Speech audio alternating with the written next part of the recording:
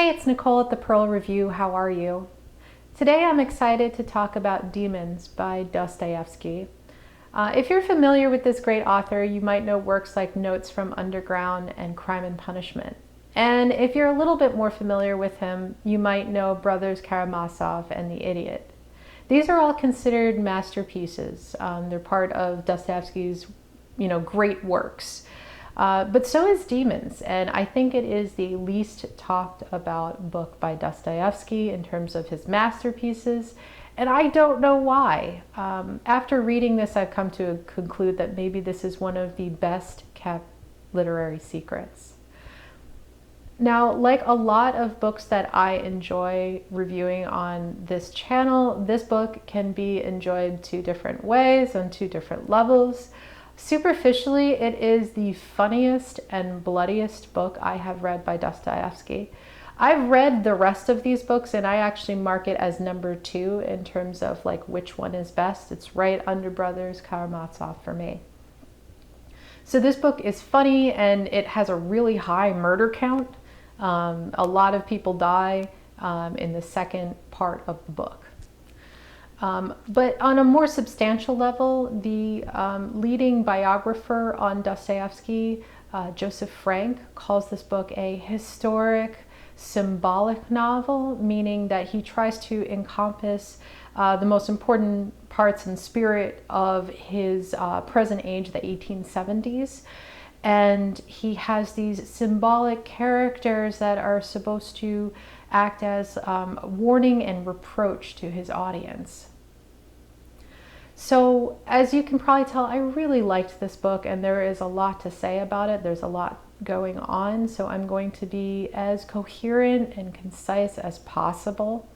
I'm going to start out with a summary for people who haven't read the book yet or have just started, and some of my favorite takeaways from the book, and then go on to the more serious analysis of it that contains spoilers. So just quick note on format and translation. If you listen to this book as an audiobook, you will be missing out. One of the two main characters, 30% of his dialogue is in French. I usually recommend Peviar and Volokhonsky's translations of Dostoevsky. This one I happened to read that and then listen to the Katz translation, and I liked the Katz translation more. Finally, and most importantly, most copies of this book contain an excised chapter as an appendix at the very end of the book. This book, the chapter was excised due to censorship, and it is a very upsetting chapter, but it's absolutely essential. Dostoevsky apparently pleaded and begged for it to be included, and I'm a little shocked that it is not actually put in like where it should be. So if you have a copy where you see a chapter in the appendix, please read that, or you're not going to understand one of the two main characters. So in terms of a somewhat concise summary of this book is broken into 3 different parts. The first part is very slow going. There's no action in it. It's just all set up, and it talks about the funny provincial town that this book is set in the 1870s. So it satirizes the town, and it also begins to satirize the first generation that it talks about in this book. This book is very much an intergenerational clash. The first generation being the 1840s, which was the beginning of Russia's ideas and playing with socialist ideas and revolutionary ideas. This was a very romantic generation. It's Dostoevsky's generation, and he has a lot of beef with his own generation, so he makes fun of it. They're very passive and ineffectual. And the second generation is the generation of the 1860s and 70s. So the parents are from the 40s and the children are from the 60s and 70s. And symbolically, they're supposed to be like literally like that generation is the child of the 40s. It takes the ideas of socialism and revolution and just completely perverts them, at least in Dostoevsky's opinion. You have these nihilists that become very hip and trendy during the 70s, and they want to just mess things up. They want to burn the house down, basically. And they want change. They are ashamed of their country. They have, they're Europeanized, so they've been to these different countries, and they come back home and they see how backwards and messed up their own country is. And so they want to change everything, and they don't really care if culture is destroyed. They're very utilitarian. They place no stock in, social graces or really any compassion or humanity. So the two characters we spend a lot of time with in part one is Stepan, main character number one of two.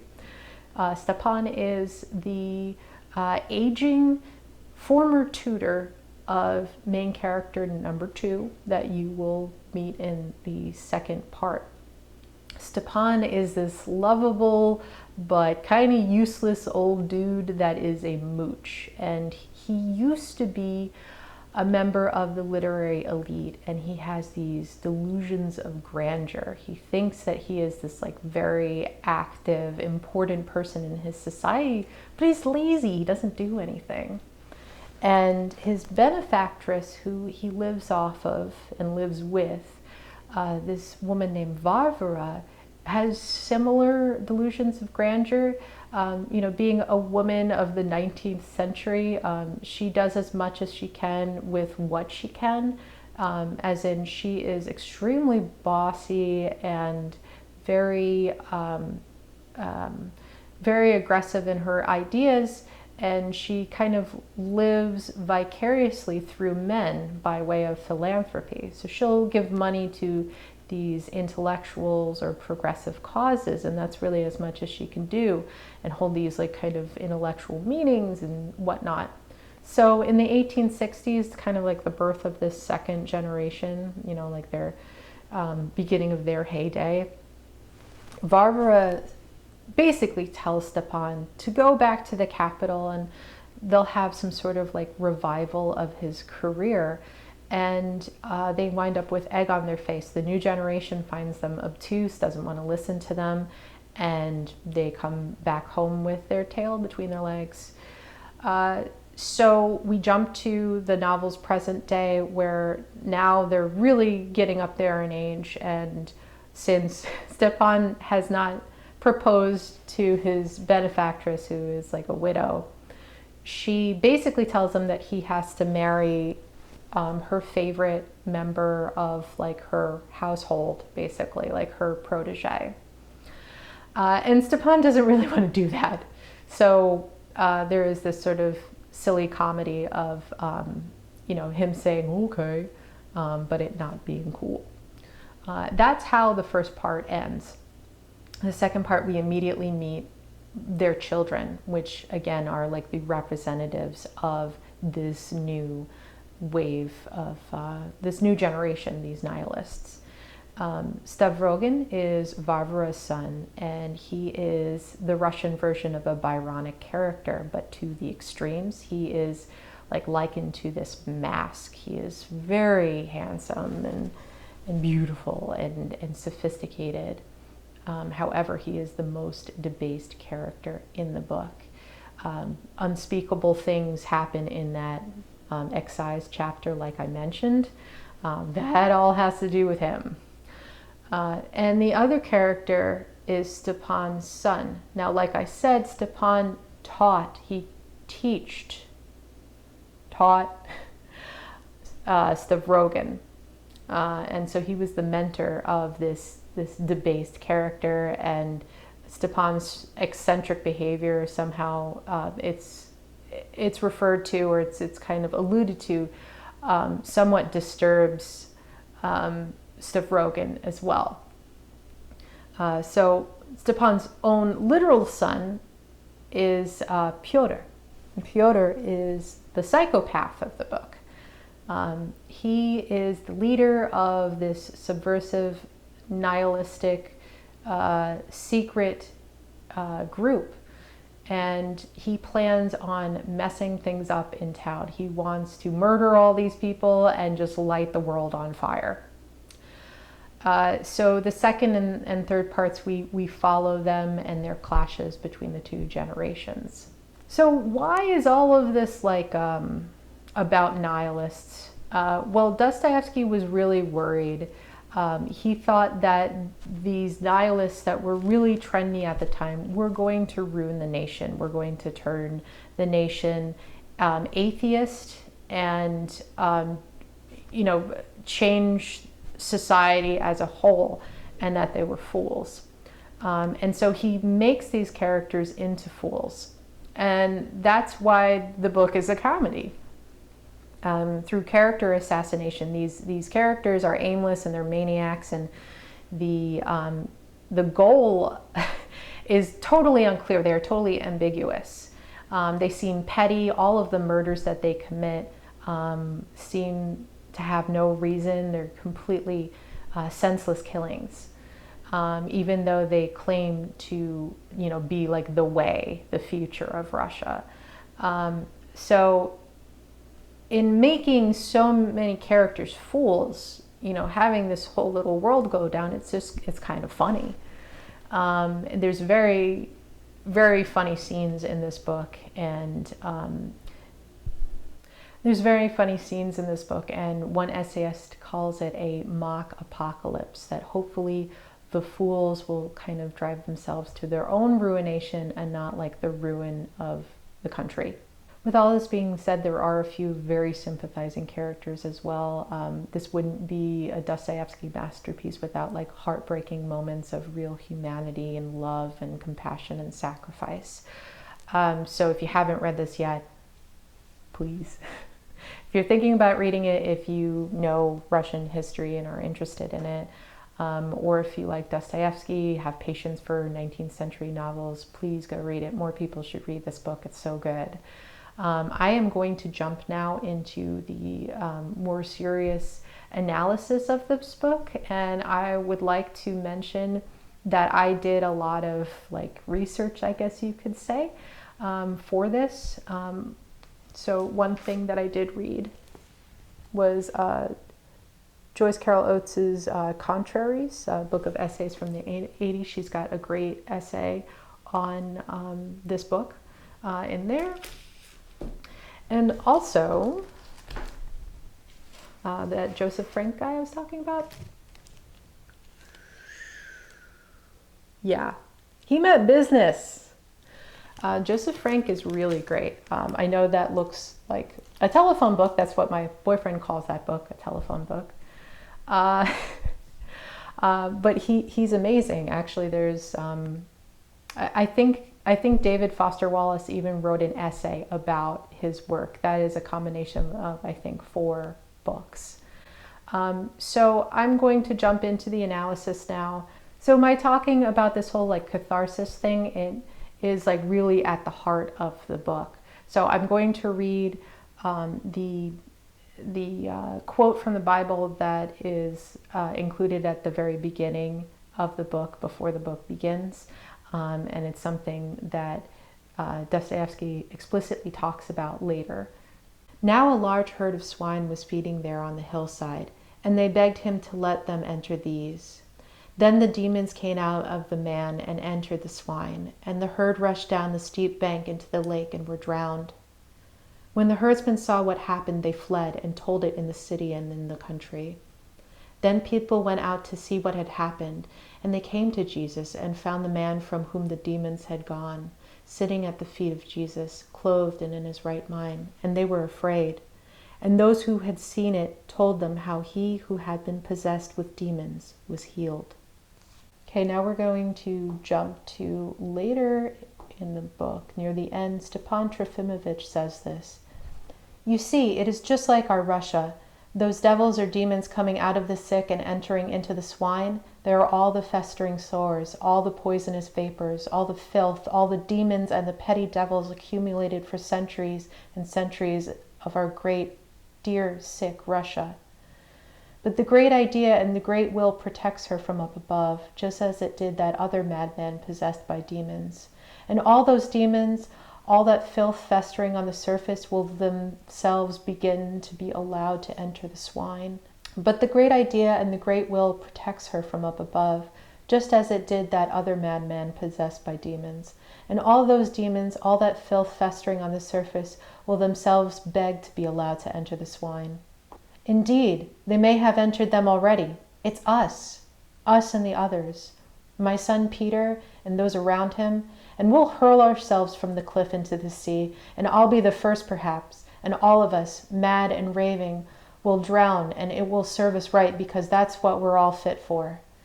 But the sick man will recover and will sit at the feet of Jesus. Okay, so as you can see, this is a pretty important theme for Dostoevsky here, and is, as I said, I think the heart of the book. Joyce Carol Oates kind of goes further on and talks in this quote, "Where does Dostoevsky's God dwell? Not in the sky, surely, but in the earth. For as Shatov says, a man who loses his links with his native land loses at the same time his gods and his life's goals. The possessed characters of the novel are defined almost exclusively in terms of their relationship to their native land, which is God, a living, mystical, transcendental force, and it is significant that they are related to one another in innumerable ways, some of them secret, quite as if they were members of a single family. The main characters are two distinct heroes, two tragic figures, and each undergoes a ritual degradation, a ritual suffering, and a ritual cleansing. That they are, in a sense, father and son, old Russia and new Russia, gives the novel an allegorical depth that in no way detracts from its probability. For even tragedy, that terrible sacrament of the God, of which Yeats speaks, can be transformed in the probable, the historically inevitable. So I thought that was a really beautiful quote, and it also links into this interesting mystical element of the book where Dostoevsky has these characters that are religious and spiritual, and that is really, in a sense, tied to the earth. As I had mentioned earlier, Joseph Frank talked about how this book is also a symbolic novel, and I find it very interesting that there are so many symbolic things going on, and that each person means something in this book. So I've kind of gone through his interpretations of like what each character means and their relationship to one another. So as I had said earlier, Stavrogan is supposed to be this Byronic character, and conceptually, as Joseph Frank notes, he's actually kind of a precursor even to his tutor, Stepan Trofimovich. Excuse me, these names are really tough. So the Byronic character had its heyday in the 20s. He is supposed to be this sort of incarnate version of like the demons, the evil like spirit that has left the sick man Russia and has infected everything and perverted everything.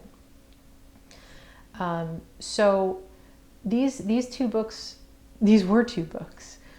He had the idea of this Byronic character before hearing about the Nechayev murder and his inspiration for this book. And so that's kind of, I guess, where it seems, at least in my mind, a little bit messy that he has subverted it, and now the Byronic character is supposed to be the children of, the 40s. I think maybe it works if you think of this as like this evil that is growing, and that he's almost this supernatural kind of figure symbolically, and he is worsened by the ideas of the 40s, the ideas of socialism and revolution. So you have Stepan Trofimovich, the first main character that we meet, and he is inspired partially by Alexander Herzen, who is the first person who is admittedly a socialist that from Russia. He's considered one of the kind of prefigures to the communist movement and yada yada yada. And he's very civilized. He's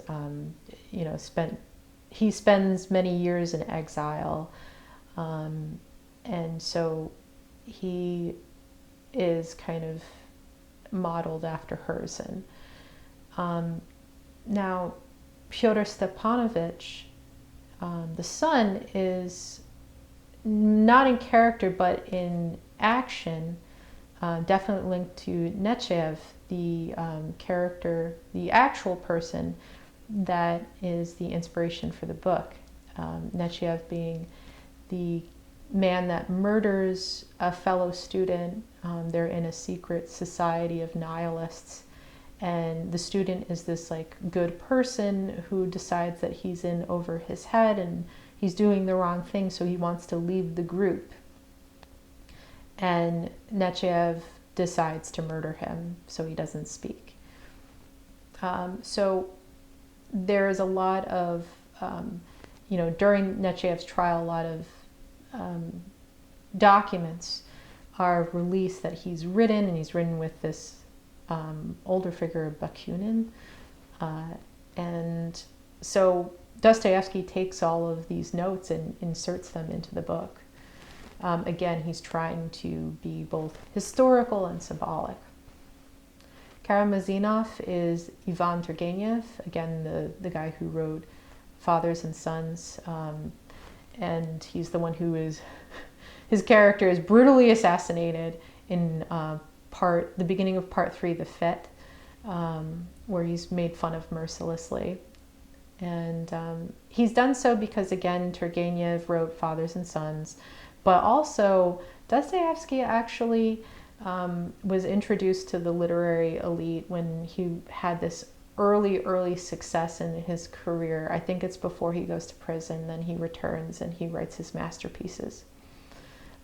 So Dostoevsky is in his 20s and he gets invited to hang out with the Russian literary elite, and he is extremely pompous and rude and arrogant and disrespectful to them. That's what I remember from Joseph Frank's version of the story. And Turgenev doesn't have time for him, so he makes fun of him mercilessly for that.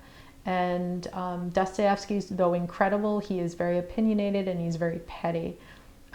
So there is this side of like righteousness of where he is genuinely afraid of these nihilists, but he also has a vendetta against Turgenev, and that's why we see such a comic scene from him. And just a side note about these nihilists as well, I definitely can see how if Dostoevsky had lived through to see the revolution, he definitely would have seen, I think, the Bolsheviks as, like the nihilists passing the baton on to them, and that the revolution probably would have been this horrible failure and the death of like the soul of Russia, because Russia would become this like atheist nation and one that is fine like destroying society in order to move forward. And this is only my idea in terms of like really enjoying Dostoevsky. This is not like me being an American and casting judgment on Soviet Russia or anything. I just know he's a very opinionated man. I think that's it seems what he would have felt, and that's why he thought this book was so important to be written. All right, sorry guys, I know this is a lot. So Stavrogin perverts everything, and these are the final characters I'm going to mention. And again, I am taking from Joseph Frank because he's wonderful and brilliant and has such great analysis, and I am not as smart as he is. So I'd like to talk about Stavrogin's effect on Kurilev and what Kurilev represents. So I'm just going to go straight to Joseph Frank and read you this amazing amazing passage. I just was like blown away by this. I just think it's so cool. Kurilev is one of Dostoevsky's most remarkable creations and, like Raskolnikov, displays Dostoevsky's intimate understanding of the moral passion inspiring many of the radical intelligentsia whose concrete politics he abhorred. Kirillov is a secular saint whose whole being is consumed by a need for self-sacrifice. Determined to take his own life for the greater glory of mankind, whom he wishes to free from the pain and fear of death, Kirillov was agreed to do so at the moment that would aid the cause, and Peter Verkovensky intends to exploit this demented but great-souled resolution to cover the murder of Shatov. God, Kirillov believes, is nothing but the projected image of this pain and fear, and he wishes to commit suicide solely to express the highest capacity of humankind's self-will, solely to free humanity from a God who is nothing but such a fear. Kirillov is convinced that such a suicide will initiate the era of the man-God predicted by Feuerbach, and his death will thus be a martyrdom for humankind, but a martyrdom that reverses the significance of that of Christ.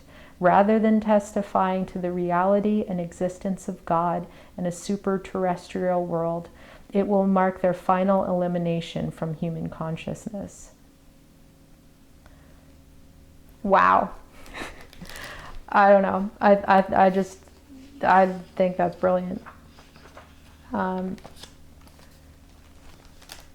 Shatov is definitely part like Slavophile movement, and Frank also has great things to say about him, but I'm just going to skip over that. Shatov is one of the most, sympathetic characters of this book, and he definitely is supposed to be Ivan Ivanov, the person that, Nechayev murders, and he is part of that quote about the soul of Russia being in the soil. He is one of the mouthpieces, I guess, for that idea. Shatov, Kirillov, and Maria Lebyatkina, I'm, I guess, a little bit of a sentimentalist, but I thought that these were such beautiful characters, and unfortunately, you don't really get enough time with them. There's just so much heartbreak in all of their murders. Maria Lebyatkina, though, is the final thing that I'm going to quote. Again, this is from Joseph Frank's amazing book. Stavrogin's next visit to the Labyatkins completes the sequence unmasking Stavrogin as an imposter. Maria Lebyatkin, Stavrogin's virginal wife, is one of Dostoevsky's most poetic and enigmatic creations. Childish and mentally feeble, unable to distinguish between objective reality and her dreams and desires, she yet pierces through the mask of Stavrogin with a clairvoyance that recalls Prince Mishkin and foreshadows Father Zosima. Mishkin being of The Idiot, Father Zosima being of Brothers Karamazov. Her sense of the sacredness of the cosmos, her affirmation that the Mother of God is the Great Mother, the damp earth, who brings joy to men when they water the earth with their tears a foot deep, evokes the esoteric, heretical lore of certain sects of the Raskolniki, who mingled their Christianity with remnants of pre-Christian paganism. I'm going to skip over a little bit of this, but her false and unconsummated marriage to Stavrogin surely indicates that no true union is possible between the Christian Russian people and the embodied essence of godless Russian Europeanism. I would just like to say, if you've gotten this far in this review, thank you so much for listening. I know that I have given you a lot. But it's because I think this book is incredible and I just don't see anyone talking about it. So if you had read this book, I really love it, and I don't know anyone else who has read it. So please tell me what you thought. If this book inspires you to read it, let me know. Thank you so much for listening. Take care. Bye.